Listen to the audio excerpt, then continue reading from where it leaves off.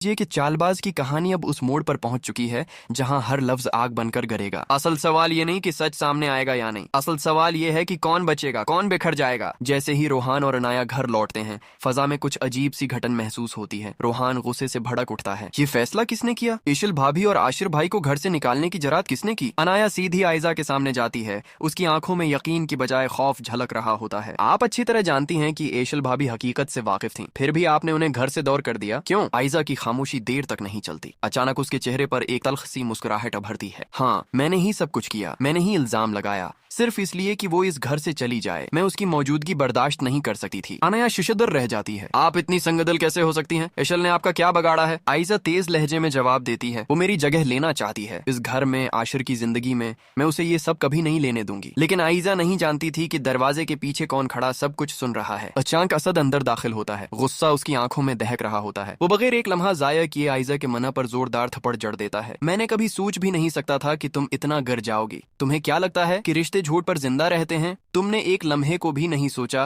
कि तुम किसी की पूरी जिंदगी तबाह कर रही हो। अनाया हचकचाते हुए असद को असल खौफ बताती है। भाई, एक बात है जो हमने आपसे छिपाई थी। मेरा निकाह पहले शियान नामी लड़के से हो चुका था। ऐशल भाभी जानती थी, इसीलिए आयजा उन्हें घर से निकालना चाहती थी। ये सुनते ही असद का गुस्सा मजीद भड़क उठता है। आयजा, इतनी बड़ी बात तुमने हम सबसे छिपाई। अगर तुम खुद ये बात बता देते तो हमें धोखा न लगता। आयजा रो पड़ती है, हाथ जोड़कर कहती है, असद मुझे एक मौका दे दो। मैं सबसे, ईशल से भी, आशिर से भी, सबसे माफी मांग लूंगी। बस मुझे घर से मत निकालो। लेकिन असद का दिल पत्थर हो चुका है। निकल जाओ आयजा, इस घर से दूर हो जाओ। इसी लम्हे रोहान भागता हुआ आता है। भाई जल्दी चलें, बाबा की तबीयत बहुत खराब है। सब तेजी से बाबा के कमरे की तरफ बढ़ते हैं। बाबा नीम बेहोशी में आशिर का नाम लिए जा रहे होते हैं। आयजा अपने ताया जान के कदमों में बैठकर रो पड़ती है। ताया जान, हमें माफ कर दें, हम लालच में अंधे हो गए थे। हम आशिर और एशल को वापस ले आएंगे। असद बाबा को दवा देता है और उनकी सांसें कुछ बेहाल हो जाती हैं। कुछ देर बाद असद और आयजा ईशर और ईशल के पास पहुंचते हैं। आशिर असद को देखकर रो पड़ता है। आयजा लरुस्ते हाथों से ईशल के सामने हाथ बांध देती है। मुझे माफ कर दो एशल, मैं हकीकत में बहुत गलत थी। एशल नरमी से हाथ पकड़कर कहती है, आप मुझसे बड़ी हैं, यूं हाथ न जोड़ें। मैं दिल से आपको माफ करती हूँ। आखिरकार सब घर वापस आते हैं। बाबा आशिर को देखते ही उसे गले लगा लेते हैं। एक वादा करो कि आइंदा कभी इस घर से जाने का सोचोगे भी नहीं। जब तक मैं जिंदा हूँ